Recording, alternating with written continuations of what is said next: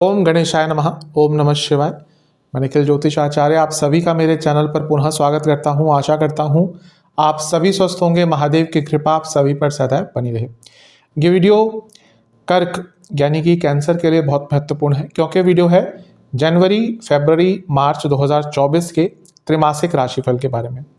मेरे चैनल पर विस्तृत रूप से मासिक राशिफल तो आते हैं, साप्ताहिक राशिफल भी आते हैं, लेकिन ये जो त्रैमासिक राशिफल होता है इसको बनाने का औचित्य ये होता है कि आपको अवगत कराया जाए कि जो 3 महीने हैं आने वाले, उसमें ग्रहों की स्थितियों में क्या बदलाव आ रहे हैं, क्या प्रमुख योग बन रहे हैं, क्या अच्छी चीज़ें हो रही हैं जिनका लाभ उठाया जाए, क्या नेगेटिव चीज़ें हो सकती है जिनसे थोड़ा बचा जाए। इसलिए त्रैमासिक राशिफल बहुत महत्वपूर्ण होते हैं। और ये जो 3 महीने हैं आने वाले, इसमें बहुत बड़े बड़े बदलाव आने वाले हैं।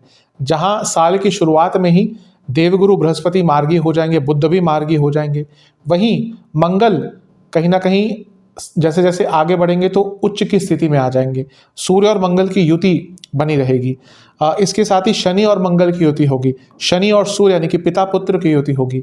सूर्य का राहु के साथ योग होगा, जहां पे राहु सूर्य को ग्रसित कर देंगे, ग्रहण लगा देंगे उन पर। और मार्च तक आते आते जो साल का पहला ग्रहण है, जो चंद्र ग्रहण है, वो भी लगेगा। तो इस 3 महीने के कालखंड में बहुत बड़े बड़े बदलाव आने वाले हैं। इन सभी बदलावों का क्या प्रभाव आपके जीवन पर पड़ सकता है, यही आधार मेरे त्रैमासिक राशिफल का रहेगा। कुछ बहुत विशेष उपाय भी बताऊंगा वीडियो के अंत में, जिसके करने से सकारात्मकता की वृद्धि अवश्य होगी। यदि आपकी लग्न राशि या चंद्र राशि कर्क है, दोनों के लिए ही यही राशिफल रहेगा। कहाँ से आपको ज़्यादा अच्छे रिजल्ट मिलते हैं उस पर डिपेंड करता है कि आप कहाँ से देखें। मेरा हमेशा से मानना है कि लग्न राशि हमेशा सटीकता और वास्तविकता के पास होती है, तो लग्न राशि से ऑब्जर्व कीजिए। जो नहीं, जिनको पता लग्न राशि, वो चंद्र राशि से भी अवश्य देख सकते हैं। यानी कि लग्न राशि और चंद्र राशि यदि आपकी कर्क है, दोनों के लिए यही राशिफल रहेगा। तो शुरुआत करते हैं इस त्रैमासिक राशिफल का जनवरी के महीने के साथ। सबसे पहली जो आपके लिए एक खुशखबरी भी कह सकते हैं और एक बहुत महत्वपूर्ण बदलाव जो आपके लिए होगा, वो होगा कि साल के प्रथम दिन से ही देवगुरु बृहस्पति का मार्गी प्रभाव दिखेगा। यानी कि डायरेक्ट हो जाएंगे, सीधा चलना शुरू कर देंगे।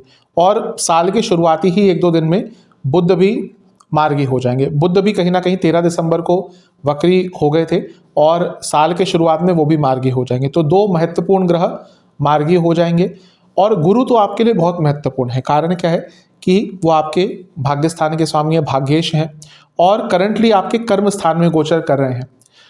वक्री हुए तो कई लोगों के कार्य क्षेत्र में प्रॉब्लम्स आई होंगी, स्पेशली जिनकी दशा अंतर्दशा नहीं अच्छी चल रही थी, तो कई लोगों की जॉब्स भी गई होगी, जॉब में प्रॉब्लम भी आई होगी, बॉसेस के साथ प्रॉब्लम आई होगी क्योंकि नवम के स्वामी है, और उथल पुथल कार्य क्षेत्र में चल रही होगी। जिनकी दशा अंतर्दशा अनुकूल है, अच्छी होगी, उनके लिए गुरु जो वक्री हुए थे बहुत अच्छी अपॉर्चुनिटीज लाए होंगे। लेकिन जिनकी दशा अंतर्दशा अच्छी नहीं थी, उनके लिए नकारात्मक प्रभाव अवश्य दिए होंगे। लेकिन अब अच्छी चीज़ है कि गुरु मार्गी हो जाएंगे, और क्योंकि आपके भाग्य स्थान के स्वामी हैं और 10वें भाव में मार्गी हो जाएंगे, यानी कि भाग्य का साथ आपको कार्य क्षेत्र में मिलेगा। ये कर्म धर्माधिपति योग भी बनता है, और करियर में जो प्रॉब्लम्स आ रही थी उनको सॉल्व करने के लिए सबसे अच्छा समय होगा। जिनकी जॉब चली गई थी, वापस जॉब आ सकती है। जॉब में उथल पुथल चल रही थी, वो उथल पुथल कम होगी और नई अपॉर्चुनिटीज आना स्टार्ट हो जाएंगी। तो गुरु का मार्गी होना कहीं ना कहीं आपके जीवन पे बहुत अच्छा प्रभाव देकर जाने वाला है। इसके साथ ही अगर हम शुरुआती 18 दिन की बात करें, तो शुक्र भी आपके पंचम भाव में बैठे रहेंगे और बहुत अच्छा लक्ष्मी योग बनाएंगे। कारण क्या है, वो आपके लाभ स्थान के स्वामी हैं और केंद्र भाव के स्वामी हैं, चौथे भाव के, और शुक्र अपने आप में लक्ष्मी है। तो शुक्र का यहाँ पर आना, पंचम भाव में रहना, कहीं ना कहीं बहुत स्ट्रांग लक्ष्मी योग बना रहा है। तो अपने पैसे की वृद्धि के लिए, अपनी धन की वृद्धि के लिए ये जो योग है आपका बहुत अच्छा प्रभाव देकर जाने वाला है। इसके साथ ही गुरु की दृष्टि यहाँ पे सूर्य और मंगल की युति भी रहेगी। ये जो मंगल और सूर्य का गुरु के साथ नव पंचम योग बन रहा है, बहुत विशेष होता है, क्योंकि जब भी इंपॉर्टेंट ग्रह या मित्र ग्रह, गुरु और सूर्य मंगल दोनों ही, ये तीनों ही आपस में मित्र ग्रह हैं, तो इनका नव पंचम योग बनना, यानी कि आपके जीवन की कई बाधाएं दूर हो सकती हैं। देखिए, मंगल आपके लिए योग कारक है और सूर्य आपके धन स्थान के स्वामी है और गुरु आपके भाग्य स्थान के स्वामी है। तो इनका नव पंचम योग बनना, जो करीबन महीने के आधे भाग तक रहेगा। ये साफ बता रहा है कि धन में वृद्धि होगी, योग कारक है तो अटके कार्य पूर्ण होंगे, और इसके साथ ही भाग्य का साथ भी मिलेगा क्योंकि गुरु भाग्येश है। और मंगल और सूर्य दोनों ही छठे भाव में बहुत अच्छा प्रभाव देते हैं, और ये कुछ लीगल कार्रवाई अगर आपकी चल रही थी तो उसमें आगे बढ़ने में आपको सहायता देंगे, कुछ कार्य अटक रहे थे उसमें आगे बढ़ने को सहायता देंगे। और क्योंकि ये अर्थ त्रिकोण है और ये भी अर्थ त्रिकोण है और सूर्य अर्थ त्रिकोण के स्वामी है, यानी कि करियर में यहां से भी दिख रहा है कि आपको आगे बढ़ने का अवसर मिलेगा। लेकिन जब छठा भाव बहुत एक्टिव होता है तो स्ट्रेस बहुत रहता है करियर में, तो करियर में आगे तभी बढ़ पाएंगे जब हार्डवर्क दिखाएंगे और स्ट्रेस को हैंडल कर पाएंगे। लेकिन अगर आगे बढ़ना चाहते हैं, क्षमता है और संकल्प शक्ति है, दोनों ही अगर आपके पास है तो इस महीने में आपको आगे बढ़ने से कोई नहीं रोक सकता। इस महीने राशि परिवर्तन जो सबसे पहला होगा वो होगा ग्रहों के युवराज यानी कि बुध मकरी का। बुध आपके पंचम भाव को छोड़कर 7 जनवरी को आपके छठे भाव में आ जाएंगे और उनकी युति सूर्य और मंगल के साथ हो जाएगी। अब बुध का कहीं ना कहीं छठे भाव में आना ठीक होता है, बहुत बुरा नहीं माना जाता, लेकिन यहाँ पे आपके लिए अच्छा क्या हो रहा है कि बुध आपके 12वें घर के स्वामी हैं और तीसरे घर के स्वामी हैं। 12वें घर के स्वामी का छठे भाव में आना विपरीत राजयोग बनता है। ऑलरेडी यहाँ पे छठे भाव में सूर्य मंगल है, यानी कि अगर आपके ऊपर कोई कोर्ट केस चल रहा था, अगर आपका कोई कोर्ट केस चल रहा था, कुछ भी लीगल कार्रवाइयाँ चल रही थी, उनको सॉल्व करने में यहाँ पे आपको बहुत मदद मिलेगी। दूसरा, क्योंकि उपचय स्थान के स्वामी हैं बुध और एक और उपचय स्थान में बैठे हैं, यानी कि जीवन आगे बढ़ेगा, जीवन की गति आगे बढ़ेगी। अपने दुश्मनों पर हावी रहेंगे, वो आंतरिक शत्रु हो, बाहरी शत्रु हो, पर्सनल लाइफ में शत्रु हो, बिजनेस लाइफ में शत्रु हो, करियर में शत्रु हो, उन सब पर हावी होने के लिए ये महीना आपका बहुत अच्छा है। और जो व्यक्ति अपने शत्रुओं पर हावी होता है आज के कॉम्पिटिटिव वर्ल्ड में वही आगे निकल पाता है। तो ये महीना कहीं ना कहीं बुध के इस राशि परिवर्तन के कारण भी आपको बहुत लाभ मिलने वाला है।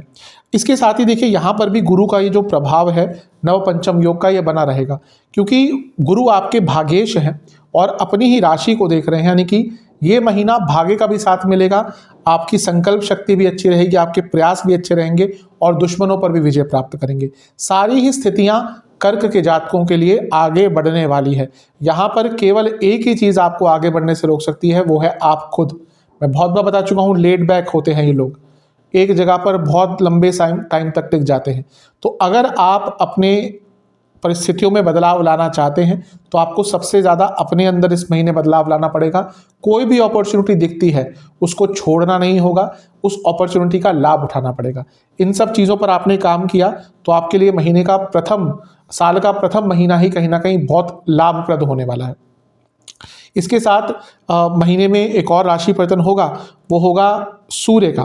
सूर्य आपके छठे भाव को छोड़कर आपके सप्तम भाव में प्रवेश कर जाएंगे। ये होगा 15 जनवरी को, जिसको हम मकर संक्रांति भी कहते हैं।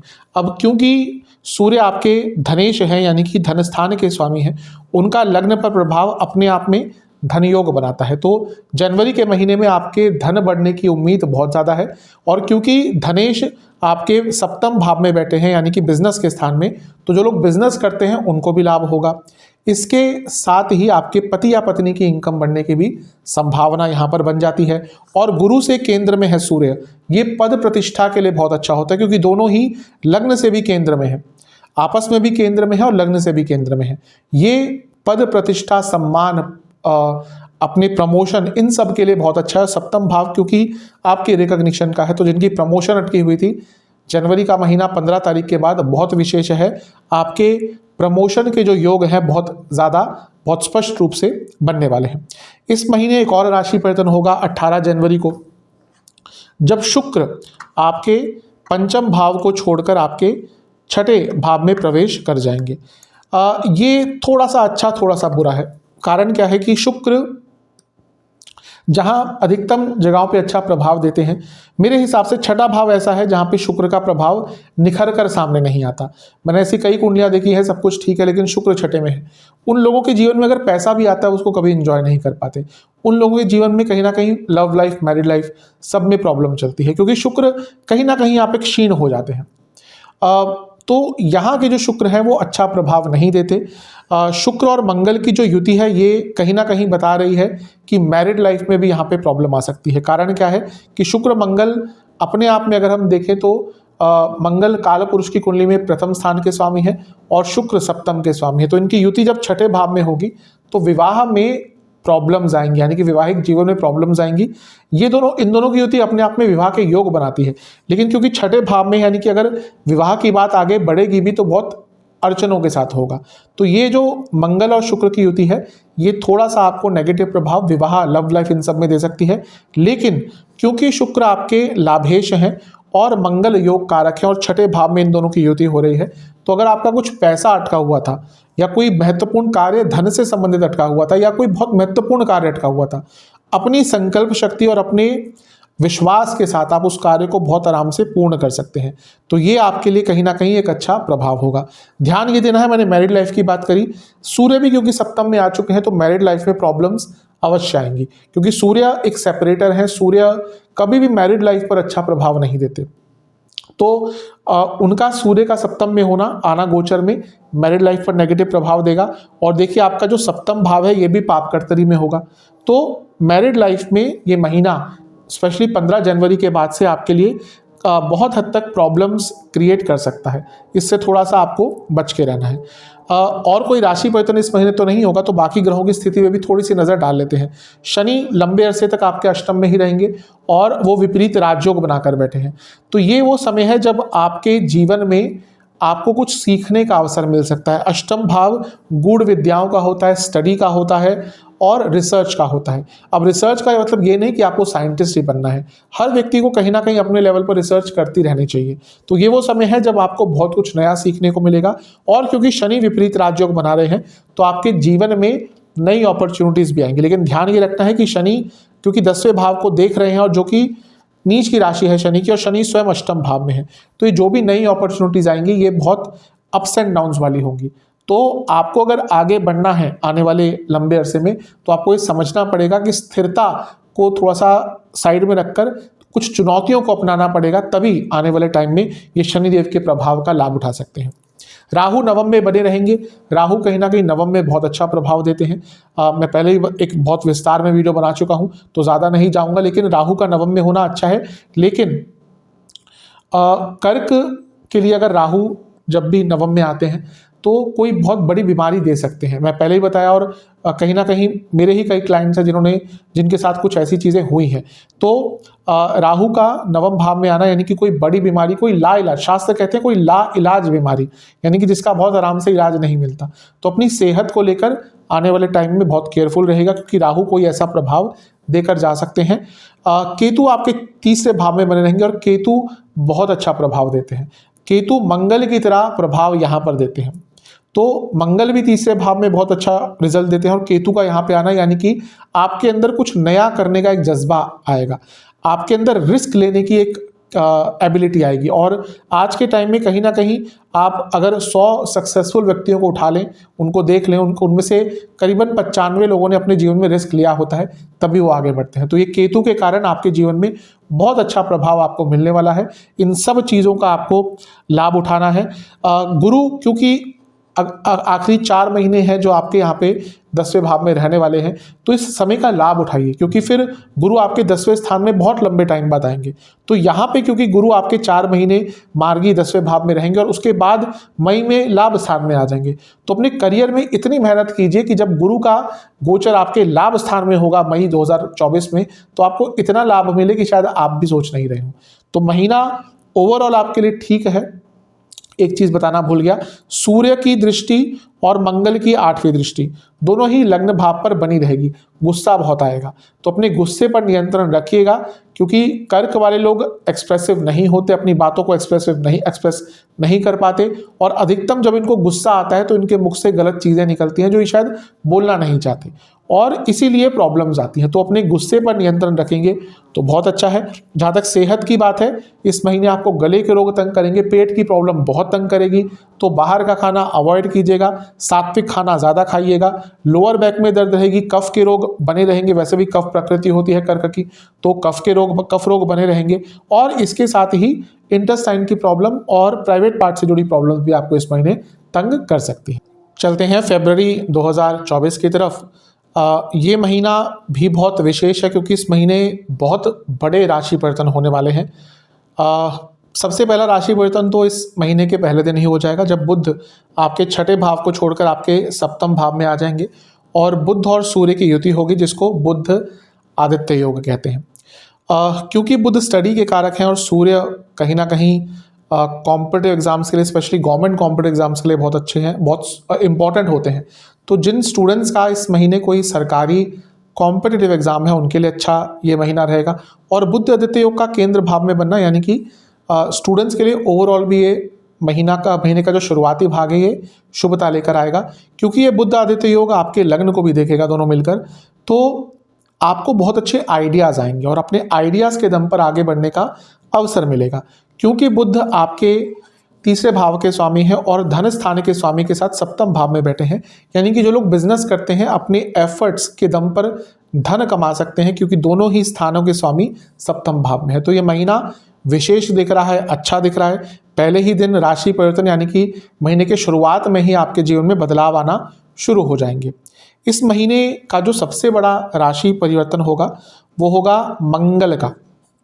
मंगल 5 फरवरी को आपके लिए राशि परिवर्तन करेंगे और सप्तम भाव में आ जाएंगे। अब वो ना केवल सप्तम भाव में आ रहे हैं, वो यहाँ पर उच्च के भी हो जाएंगे, यानी कि एग्जॉल्टेड। तो ये स्थिति किसी भी ग्रह के लिए बहुत अच्छी होती है जब वो उच्च का होता है, और आपके लिए और भी अच्छा है। क्यों? क्योंकि मंगल आपके योग कारक ग्रह हैं। तो सबसे पहले प्रभाव तो सप्तम भाव में है, तो जो लोग बिजनेस करते हैं उनके लिए ये और भी अच्छा। अगर आपके बिजनेस में कुछ कार्य अटक रहे थे वो दूर होंगे, कुछ प्रॉब्लम्स आ रही थी वो दूर होंगी, और लाभ भी बढ़ेगा क्योंकि ऑलरेडी सूर्य यहाँ पर धन स्थान के स्वामी बैठे हैं और ये मंगल लग्न को भी देख रहे हैं। और मंगल क्या है ना, वो कॉन्फिडेंस है, मंगल साहस है, पराक्रम है। तो कभी कभी कर्क वाले जातक, जैसा मैं पहले ही बता चुका हूँ कई बार, कॉन्फिडेंस लैक करते हैं, जल तत्व है, सब कुछ पता है लेकिन जब वो चीज़ करनी है, वो मौके का लाभ उठाना है, वहाँ पर हिचक जाते हैं। तो ये मंगल उच्च के होके और दूसरा सूर्य के साथ युति बनाकर जब आपके लग्न भाव को देखेंगे तो ये वो महीना है जब आप अपने अंदर बहुत महत्वपूर्ण बदलाव ला सकते हैं। क्योंकि यहाँ पे मंगल और सूर्य, मंगल कार्य आपके कर्म स्थान के स्वामी हैं और सूर्य आपके धनेश है, यानी कि धन स्थान के स्वामी हैं। इनकी युति हो रही है सप्तम में, यानी कि करियर में भी आगे बढ़ने का अवसर है, करियर में रिकॉग्निशन भी प्राप्त हो सकता है। और बिजनेस में तो ऑलरेडी बता चुका हूँ कि महीना अच्छा है, यानी कि इस महीने में आपको धन प्राप्ति, लाभ प्राप्ति, करियर में आगे बढ़ना, बिजनेस में आगे बढ़ना, हर चीज़ का अपॉर्चुनिटी मिलने वाली है। मंगल और सूर्य दोनों ही अग्नि तत्व है, तो अपने बिजनेस में महत्वपूर्ण बदलाव लाने के लिए भी ये महीना अच्छा है। सूर्य सरकार के कारक है, बुध लिखा पढ़ी के कारक है। अगर बिजनेस में कुछ चीज़ें आपकी सरकारी अटक रही थी, कोई नोटिस आया हुआ था, कुछ लीगल केसेस अटक रहे थे, उन चीज़ों को सॉल्व करने के लिए भी ये जो महीना है आपका बहुत अच्छा है, बहुत विशेष है। तो इस महीने का जितना लाभ उठा सकते हैं उतना लाभ उठाइएगा। इस महीने एक और महत्वपूर्ण राशि परिवर्तन होगा, वो होगा शुक्र का। और शुक्र आपके छठे भाव को छोड़कर सप्तम भाव में आ जाएंगे। सबसे अच्छी चीज़ तो है कि शुक्र छठे घर से निकल जाएंगे। छठे घर के जो शुक्र हैं वो बहुत अच्छा प्रभाव नहीं देते। 12 फरवरी को ये राशि परिवर्तन होगा और उसके एक दिन बाद ही सूर्य का भी राशि परिवर्तन हो जाएगा, वो अष्टम में चले जाएंगे। दोनों की ही बात करेंगे। तो सबसे अच्छी चीज़, जैसा मैंने कहा, शुक्र आपके छठे भाव से निकल जाएंगे। छठा भाव एक ऐसा भाव है जहाँ पे शुक्र कहीं ना कहीं क्षीण हो जाते हैं, तो उनका वहाँ से निकलना, केंद्र भाव में आना अच्छा प्रभाव देगा। क्योंकि शुक्र और मंगल की युति हो रही है, ये अपने आप में शादी का योग बनाती है और ये सप्तम भाव में हो रही तो विवाह के योग बनेंगे। मंगल योग कारक है और शुक्र आपके लाभेश है और मंगल क्या है, कर्मेश है। तो उनका युति सप्तम भाव में, यानी कि पैसा भी बढ़ेगा, अटका काम भी आएगा, इच्छाएं पूरी होंगी, लाभ की प्राप्ति होगी। अपने जीवन को आगे बढ़ाने के लिए जो समय है आपका शुक्र मंगल की युति का, ये बहुत अच्छा है। और यहाँ पे बुध की भी यहाँ पे साथ मिल रहा है, यानी कि बुध क्या है, आपके तीसरे घर के स्वामी, यानी कि संकल्प शक्ति, यानी कि एफर्ट्स, यानी कि प्रॉब्लम सॉल्विंग एबिलिटीज। तो ये महीना कहीं ना कहीं ये योग के कारण आपको बहुत अच्छा लाभ मिलने वाला है। एक और चीज़ है कि गुरु और मंगल आपस में केंद्र भाव में बैठे हैं, यानी कि एक अलग मुकाम पे अपने जीवन को लेकर जाने के लिए बहुत विशेष ये महीना रहेगा। मंगल की युति भी, मंगल की दृष्टि भी रहेगी गुरु पर, और मंगल पुनः जैसा मैंने कहा आपके योग कारक है।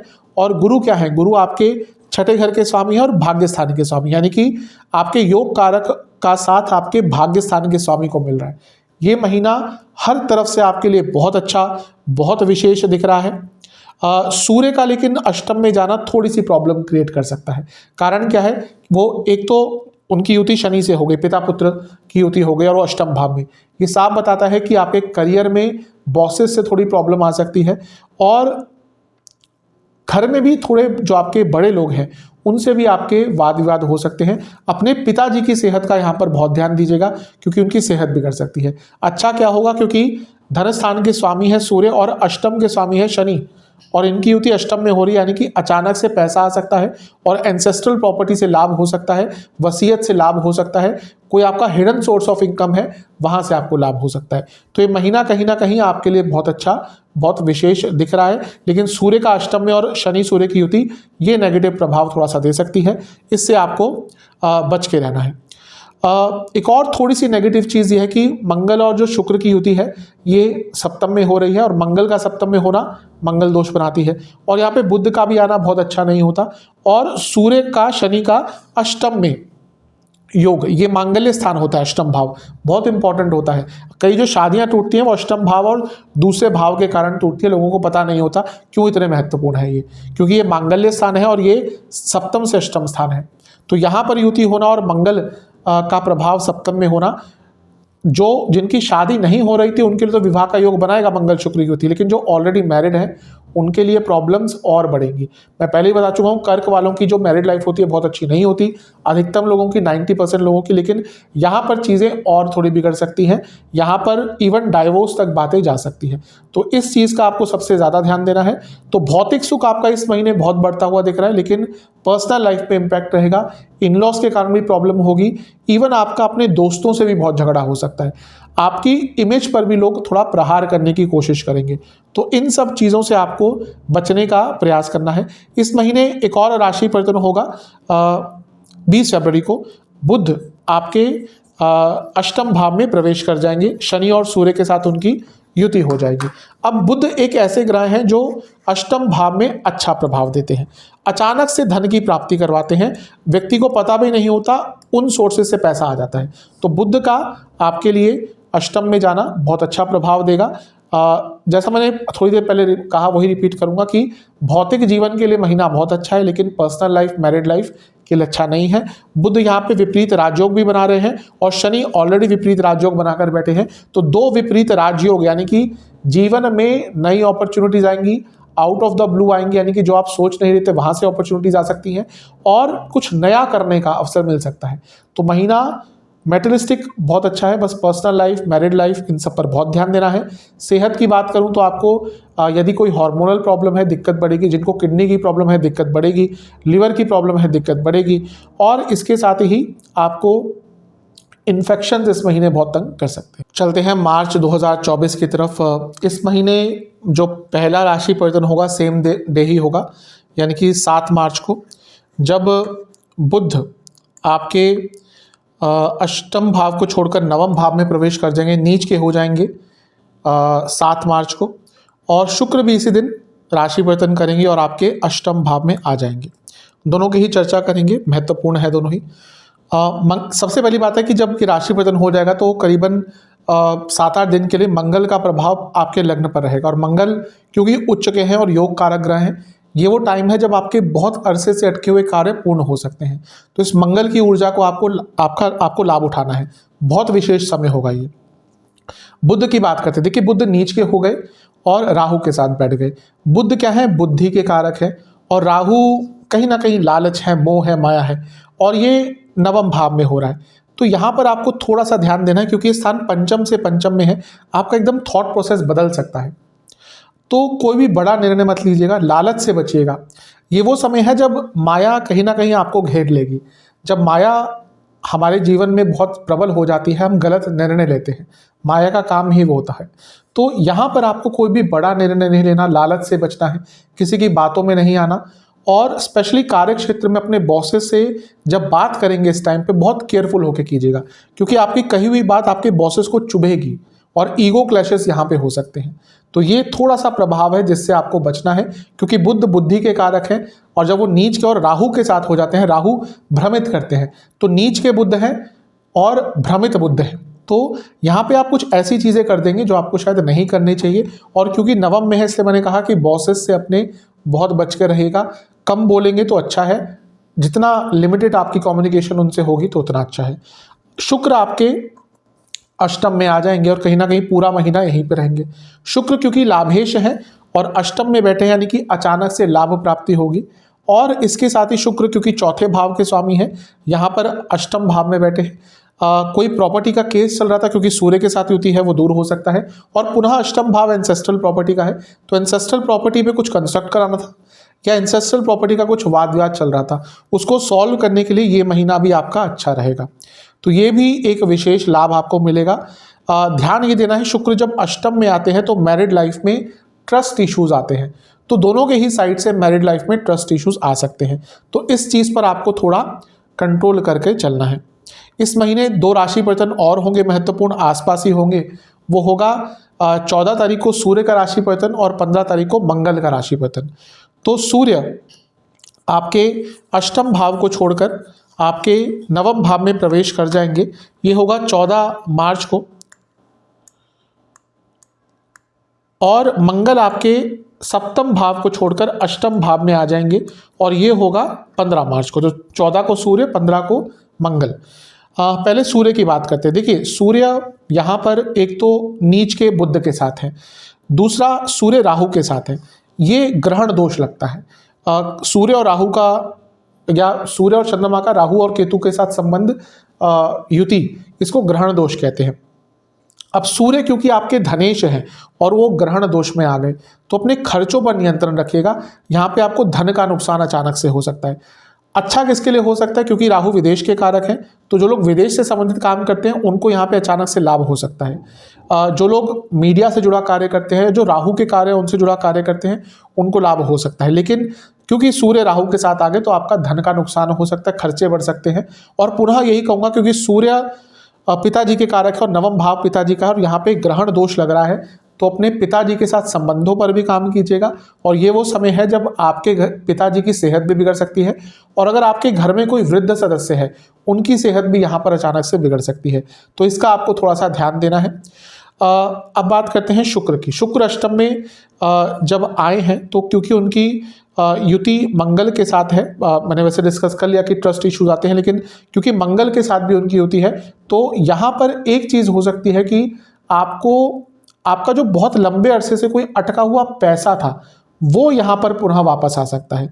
और शादी की अगर कोई बातचीत चल रही थी, अगर शादी का आपका कहीं पे रिश्ता हो रहा था लेकिन अटके जा रहा था, वो रिश्ता यहाँ पे अचानक से इन तीनों ग्रहों की युति के साथ आगे बढ़ सकता है। लेकिन शुक्र विवाह के कारक हैं, मंगल अष्टम में मंगल दोष बनाते हैं, और शनि भी यहाँ पर बैठकर मंगल स्थान को प्रभावित करते हैं।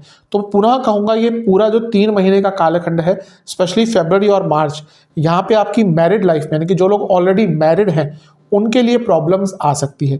लेकिन अगर हम ग्रहों की थोड़ी ऊर्जा देखें, तो क्योंकि अष्टम भाव बहुत बड़े ग्रहों से प्रभावित होगा, तो अपने इनकम के सोर्सेज को बदलने के लिए, अपने इनकम के सोर्सेज को बढ़ाने के लिए, अचानक से धन प्राप्ति के लिए, और क्योंकि ये स्थान 10वें से 11वां है, जॉब चेंज करने के लिए भी जो महीना है, कहीं ना कहीं आपका बहुत अच्छा है, बहुत विशेष है। तो ओवरऑल ठीक ठाक सा महीना है। जो मैंने नेगेटिव चीज़ें कही हैं, उनका ध्यान अवश्य दीजिएगा। इस महीने एक और बहुत महत्वपूर्ण घटना होगी, वो होगा चंद्र ग्रहण। साल का पहला ग्रहण लगेगा जब 25 मार्च को चंद्रमा केतु के साथ होंगे, तो उस दिन लगेगा चंद्र ग्रहण। अब यहाँ पर थोड़ा बच के रहना है। क्यों? क्योंकि चंद्रमा आपके लग्न के स्वामी है, तो जब चंद्रमा पर केतु का प्रभाव रहेगा, यानी कि ग्रहण दोष लगेगा, तो आपके जीवन पर सबसे ज़्यादा 12 लग्नों में से सबसे ज़्यादा इम्पैक्ट जब चंद्र ग्रहण का होता है या चंद्रमा का होता है, वो कर्क पर ही होता है, क्योंकि मैं बता चुका हूँ कई बार कि लग्न के स्वामी हैं। तो यहाँ पर ग्रहण दोष लगना, यानी कि थोड़ी सी प्रॉब्लम आ सकती है। कैसे? कम्युनिकेशन प्रॉब्लम आ सकती है। आपके अगर छोटे भाई बहन हैं तो उनको दिक्कत आ सकती है। आपके अपने बंधुओं से, अपने दोस्तों से, अपने कलीग से वाद विवाद हो सकते हैं। अपने भाई बहनों से भी वाद विवाद हो सकते हैं। ये जो समय है 25 मार्च, इसके एक हफ्ते पहले और करीबन 15-20 दिन बाद तक कोई भी यात्रा पर जाने से बचिएगा अगर हो सके तो, क्योंकि वहाँ पर कष्ट आ सकता है, छोटा मोटा एक्सीडेंट भी हो सकता है। तो यात्रा आपको कहीं ना कहीं मार्च के मध्य से और अप्रैल के मध्य तक आपको अवॉइड करनी है। जितना हो सके इसको अवॉइड कीजिएगा। और यहाँ पे थोड़ा ओवर एक्साइटमेंट भी बढ़ सकता है और ओवर एक्साइटमेंट में आप गलत निर्णय भी ले सकते हैं। तो इन सब चीज़ों पर आपको थोड़ा सा काम करना है। वैसे इस महीने एक और राशि परिवर्तन होगा, लेकिन वो महीने के एकदम अंतिम भाग में होगा, तो ज़्यादा नहीं बताऊंगा। बुध यहाँ पर गुरु के साथ आ जाएंगे 26 मार्च को। तो क्योंकि बुध ग्रहण से निकल गए और नीच की राशि से निकल गए, तो यहाँ पे अच्छा प्रभाव दे सकते हैं महीने के अंत में। और क्योंकि बुध 12वें घर के स्वामी हैं, जो लोग विदेश में जॉब ट्राई कर रहे थे उनके लिए महीने के अंत में कुछ अच्छा प्रभाव आ सकता है। ओवरऑल देखा जाए ये महीना अच्छा है, लेकिन मैरिड लाइफ के लिए फिर से मैं कहूँगा, देखिए मेरे को कोई अच्छा नहीं लगता बताना, कि कुछ कभी कभी कमेंट पढ़ता हूँ कि लोग बोलते हैं कि आप मैरिड लाइफ में बता रहे हो बहुत नेगेटिव है। मैं वही बता रहा हूँ जो हो रहा है। मेरे को अच्छा और बुरा उससे कोई ज़्यादा प्रभाव नहीं पड़ता, मैं ग्रहों की स्थिति बताता हूँ। तो मैरिड लाइफ के लिए फरवरी और मार्च का महीना अच्छा नहीं है। जनवरी में भी थोड़ी प्रॉब्लम आएगी, लेकिन फरवरी और मार्च में प्रॉब्लम बढ़ेंगी। तो थोड़ा सा ध्यान यहाँ पर देंगे तो आपके लिए अच्छा है। सेहत की बात कर लेते हैं। एक तो सबसे ज़्यादा ध्यान आपको ग्रहण के आसपास रखना है, क्योंकि आपके लग्न के स्वामी पर ग्रहण पड़ रहा है, तो वहाँ पर आपको सेहत का सबसे ज़्यादा ध्यान देना है। इन्फेक्शंस हो सकते हैं, पेट की प्रॉब्लम हो सकती है। जिनका कुछ ऐसा चल रहा था कि डॉक्टर्स कह रहे हैं कि सर्जरी करानी है, सर्जरी करानी है, अचानक से आपको शायद सर्जरी करानी पड़ जाए महीने के अंत में, तो पहले ही डॉक्टर्स के कांटेक्ट में रहेगा कि हाँ भाई ऐसा अगर हो तो तैयार उसके लिए रहेगा। इसके साथ ही इस महीने आपको लिवर की प्रॉब्लम, इंटेस्टाइन की प्रॉब्लम, स्लीप डिसऑर्डर्स, हड्डियों की प्रॉब्लम और इसके साथ ही नसों की प्रॉब्लम ज़्यादा तंग कर सकती है। उपाय की बात करते हैं। सरल उपाय है, आपको ये उपाय 3 सोमवार करना है। जब भी स्टार्ट करें लगातार 3 सोमवार करें। क्या करना है? एक पात्र में जल लेना है, उसमें थोड़ा गंगा जल, थोड़ा शुद्ध दूध, कुछ जौ के दाने, कुछ पीली सरसों के दाने और कुछ अक्षत यानी कि चावल के दाने, इन सबको डालना है और थोड़ा सा उसमें केसर डालना है। इस सब द्रव्य को मिलाकर आपको शिवलिंग पर अर्पण करना है, यानी कि शिव जी का अभिषेक करना है, शिवलिंग का अभिषेक करना है। और ये करने के बाद आपको शिव चालीसा का 2 बार पाठ करना है और ओम नमः शिवाय का 108 बार जाप करना है। ये आपको 3 सोमवार करना है। ये करने के बाद मंदिर में कुछ दक्षिणा अर्पण करके आइएगा, और अगर मंदिर में वहाँ पे पुरोहित जी है, पंडित जी है, ब्राह्मण देवता है, तो उनको भी कुछ ना कुछ दान में देके आइएगा, कुछ दक्षिणा देके आइएगा। ये उपाय आप सच्चे मन से 3 सोमवार कर लेंगे, आपके लिए ये जो 3 महीने हैं अच्छे ही जाएंगे। कब कर सकते हैं? देखिए जब भी वीडियो देखिए उसके अगले हफ्ते से स्टार्ट कर सकते हैं, भले वो दिसंबर में आप देख रहे हैं या जनवरी में, जब भी वीडियो देखते हैं तो उसके अगले हफ्ते से इसको स्टार्ट कर सकते हैं। आशा करता हूँ वीडियो आपके काम आएगी। चैनल पर नए हैं सब्सक्राइब कर लीजिए, वीडियो को लाइक कर लीजिए। मिलता हूँ अगली वीडियो में, तब तक के लिए ओम नमः।